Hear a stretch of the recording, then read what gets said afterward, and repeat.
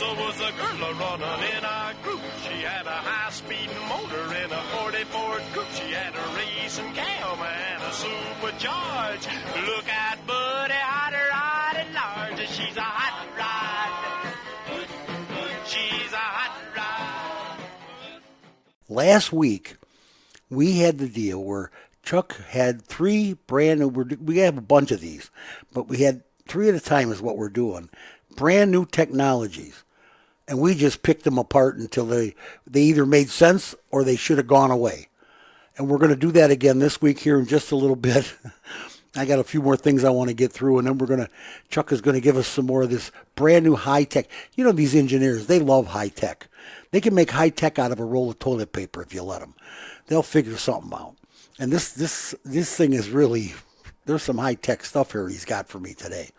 It's going to be fun. It'll be a lot of fun. And I think our weird story of the day promises to be a real weird one. He's just been telling me how weird it is. He didn't tell me what it is. We got to get out and get to the blue top, man. Is it nice out? Is this hot? Is this weather, hot rod weather? It is so much nicer this last week. Now it's going to rain again today. That's fine, but you can go out and you can go to the drive-in and get a Big Ben burger. I mean, it's great stuff. We got to get out to the blue top. It's just one of the best places there is to hang out. And I'm 71 years old and I'm still hanging out, Chuck. Isn't that crazy? As long as you're staying out of trouble and not hitting on the girls. No, I'm not hitting on the girls. No, God, no. They could be your granddaughters. You know, be nice. I told Sandy I would chase her around the table, but then I'd forget why I chased her. Well, tell her to get some roller skates. You can roller skate around the blue top. There's only Chuck. There's only one room in my home that I go into that I don't remember why I went in there. Yeah. That's the bathroom. Okay. Well, everything else I go in and I say, wow, why did I come in here? And then once you get to that point, then we got to reevaluate. Yeah, if I forget why I went in the bathroom, then I got a problem. Oh, boy. These young guys picking on old guys. The U.S. Justice Department said on Tuesday it had reached a settlement with General Motors to resolve the department's determination that the American automaker discriminated against non-U.S. citizens. Here we go again with this discrimination stuff. Under the terms of the agreement, the company will pay $365,000 in civil penalties to the United States, the Justice Department said in a statement.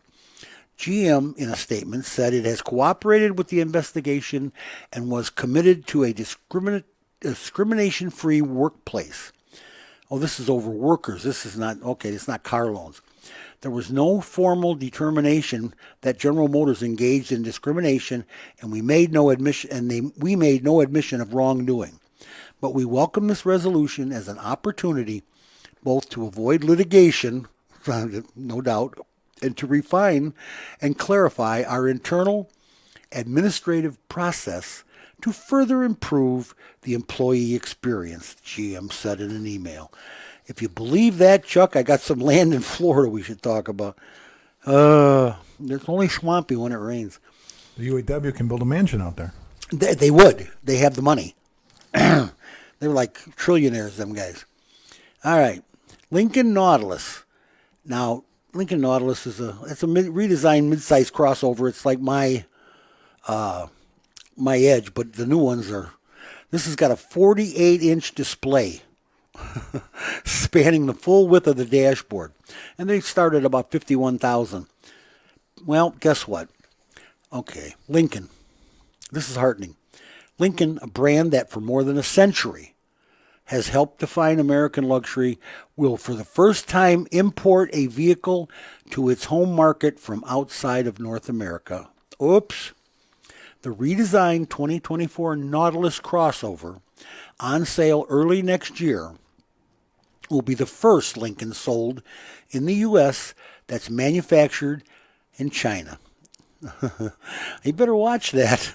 I don't know if I'd be building anything in China right now. That sounds like a brand killer to me. Yeah, it does. It does sound like a brand killer. The vehicle had been built in Ontario for the North American market, but Ford Motor Company is retooling the Oakville assembly plant in Ontario to produce electric vehicles. That's wonderful. From a manufacturing efficiency standpoint, given what's happening in Oakville, we choose to build it in China, Lincoln President Diane Craig told Automotive News. We've had unwavering support of auto manufacturing in the United States. In this case, it just made business sense for us. I think the product's going to be phenomenal, and the customers will love it. Not I, said the big guy. Not if it's made there. Not if it's made in China. I think I'd be careful what I was building in China right now. I don't know how much longer we're going to be talking to those guys. Right. It just works out differently. Lithium iron, not lithium ion, lithium iron phosphate batteries. This is kind of cool. Chinese automakers have pioneered a new lithium iron phosphate chemistry that may cut costs for shorter range electric vehicles. Global competitors paid little attention at first, sticking with the industry's tried and true lithium ion standard for EV batteries. But the wider industry is no longer ignoring the new chemistry's costs and safety benefits. And this is a fact, because the formula for these LFP batteries uses iron as a main ingredient. That's going to be heavy. They are substantially cheaper than lithium-ion batteries, which require pricey materials such as nickel, cobalt, and manganese. The LFPs also run at cooler temperatures. Very nice. Reducing safety concerns. That's the thing they have about the lithium-ion catching fire. If it gets too cold or too hot, it just pops. Electric vehicle titan Tesla was in the vanguard of users, and Ford Motor Company is now a believer, saying this year it expects to be the first car maker to use both lithium ion and lithium iron phosphate batteries in the U.S. Toyota has begun dabbling with LFPs, developing them in its first dedicated electric vehicle for China. I still don't know if I'd want to get in business over there. Chuck, what do you got over there for some new technology? I need something fresh to talk about. I'm getting depressed over here. Okay. And becoming depressing to people. So you handed me a couple of stories here, so I'm looking at them for the first time, and we're gonna get my reaction to them. Okay. So the first one you handed me here, an exterior mic can hear voice commands. So this article here says that a microphone outside the car will allow vehicle safety systems and automated driving functions to detect everything from emergency vehicle sirens to verbal commands delivered outside the vehicle. So this has been kind of an ongoing issue, is we've made cars so quiet inside that now people aren't hearing sirens anymore. And you don't hear engines, you don't hear squealing tires is all you hear. But a microphone outside the car, does that mean I could walk up to his hood and go, "You drive like a jerk"? Well, I mean, that's the question then, is what could that do? I was actually, while we were getting ready here, I was watching a TikTok video, again, straight from China. It was a TikTok video of an autonomous car getting pulled over by a police officer on a motorcycle, and the girl in the passenger seat putting her hands up going, "I'm not driving, I can't," he's trying to pull the car over and it won't pull over because it didn't know what to do. So this is an interesting feature. I mean, we've talked quite a bit about this idea of even like the Teslas, you're running into fire trucks and things like that. So obviously there's an issue that needs to be addressed. I wonder, though, it's interesting, though, because what you said is that, microphones can hear things that you can't. Exactly. They're going to pick up a lot of unnecessary stuff. And so, but what I mean by that is we also have that option. We talked about this a few weeks ago, the idea of, fire trucks, buses, what have you, putting out like an ultrasonic noise. Now that I could deal with. It basically creates a buffer zone. So, that way the Tesla hears that noise and said, wherever that's coming from, a fire truck, whatever, I'm going to stay away from it. I got to get away from it. Right. Absolutely. Or it's coming up behind me, so I better get out of the way. So basically that's, the idea would be that any emergency vehicle. See, something like that I could deal with. Well, and I think that's the logical application is. So, I mean, even if I'm driving, and again, luxury cars have gotten so quiet on the interior. A lot of times I see it in traffic where, a fire truck, an ambulance gets right up on behind people. They're not paying attention. They're on their phones, what have you. Oh, yeah. The idea I've seen that myself. I mean, think about the idea of autonomy where the police car is coming behind you and it's hearing that ultrasonic noise, even multiple vehicles behind you. So now every car in front of the fire truck or what have you is getting out of the way automatically. Right. Because it's hearing that ultrasonic noise. All the autonomous cars are pulling over. Right. Well, that's safe. And it's not running into fire trucks.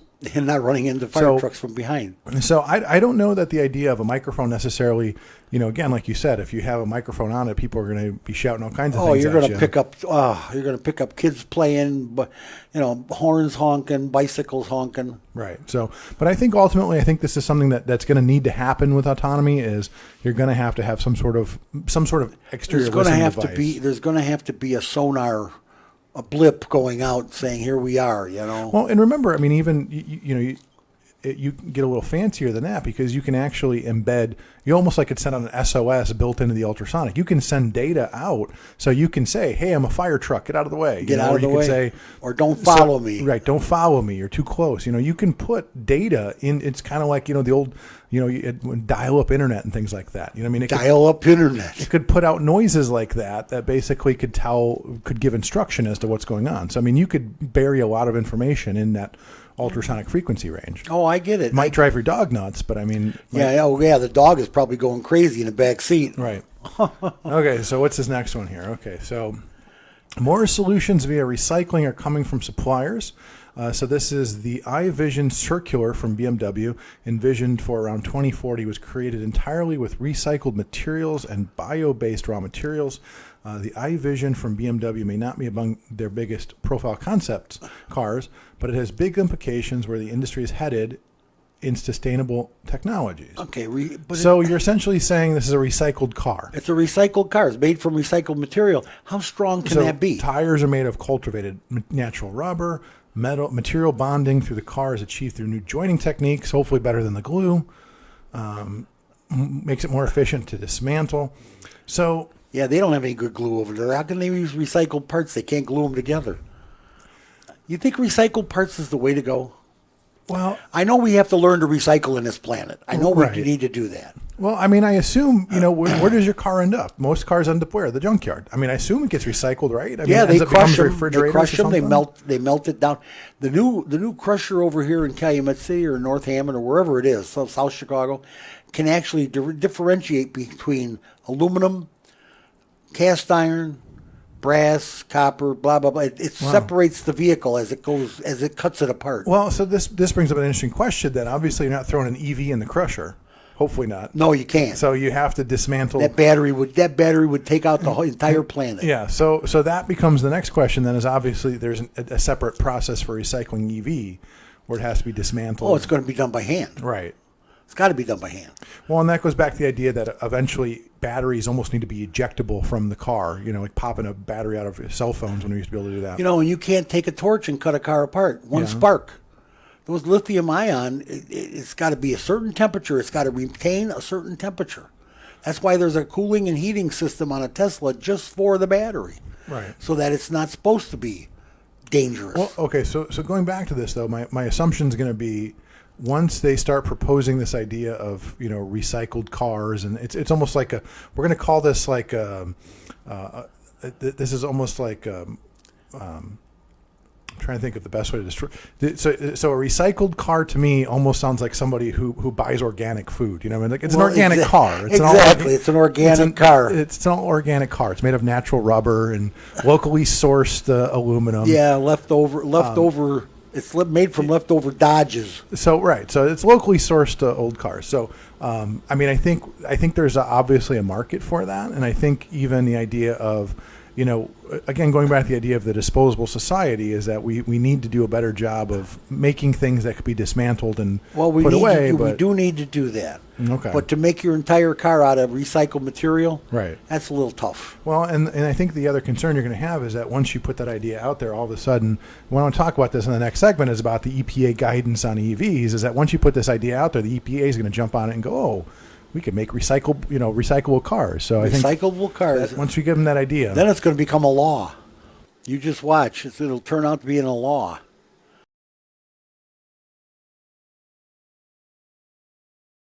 We're talking about new technology just simply because Sir Charles, being the engineer that he is, just has this insatiable thirst for new technology. He just loves, and it can be the sillier the better. He'll find a way to use it. You watch. I'm telling you, this is something else. You got one more yet. Well, I don't want to go that far reading this last story here because this one I don't know. I don't know how this one's going to catch on. But so this is another one. Earlier we talked about the external microphone. This is an external light bar. So this is one promising new technology by Sony Honda Mobility. Afeela Electric Vehicles is an exterior media bar. So the digital screen positioned in a band between the headlights changes color and beams text messages to the world outside, similar to a digital phone. The white band can display a weather report or even transmit images. So I could send, not good. So not good at all, Charles. The idea might sound gimmicky, I would say so, but in the coming age of self-driving cars, visual cues will be crucial in communicating with other cars and pedestrians. What do you do? So, what do you do with the perverts that want to put porno on the back bumper or the front bumper? Come on. I remember when I first started driving, they sold this thing. I want to say it was at AutoZone. You can get this little microphone and a speaker that you can install in your car. And part of me was like, I need to get this. And part of me said, I will go to jail if I buy a way to communicate with other drivers. So, yes, this is one of those things where here's what I would say as an engineer. Engineers come up with great ideas, and then the public finds a way to pervert those ideas. Absolutely. And I think you exactly hit on it, is that we've already heard stories about, I want to say it was certain motorcycles. There are certain vehicles, I want to say it's like the motorcycles, the slingshots, whatever, where you can do these custom images things, and people are already getting accused of putting, like naked girls on it and stuff like that. So I think the idea, I said, I've always thought about that. I said, in an ideal world, the cars should be able to communicate with each other, but not the drivers. Oh, exactly. Because imagine if you're sitting in traffic in Chicago, like I would get shot communicating with other drivers. I probably would too, especially somebody behind me starts honking and I have nowhere to go. Let me just tell you what I'm going to tell you about that. Right. So, I mean, if I could send a digital image to that person. Oh yeah, with something about with a horn in his back of his pants. Yeah. So I think that this, while well intentioned, I can see I could see that there's places where this may come in handy. I mean, imagine like even at the airport, for instance, you got all these trucks and vehicles running all over the airport tarmac and stuff. Maybe that's a place where that makes sense. Maybe putting it in certain places, maybe on buses. I mean, buses already do that, but I mean, you're at like a parking lot or parking garage or Disney World or something. I can see where vehicles communicating messages could be important.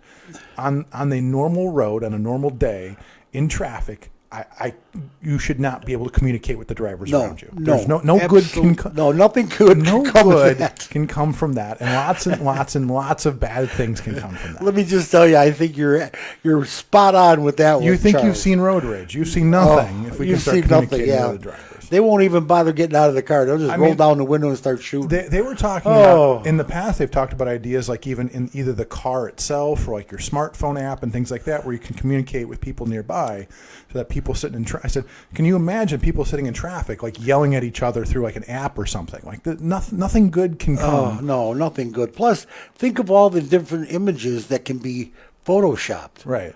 And the bad things you could put out there. Oh, my God.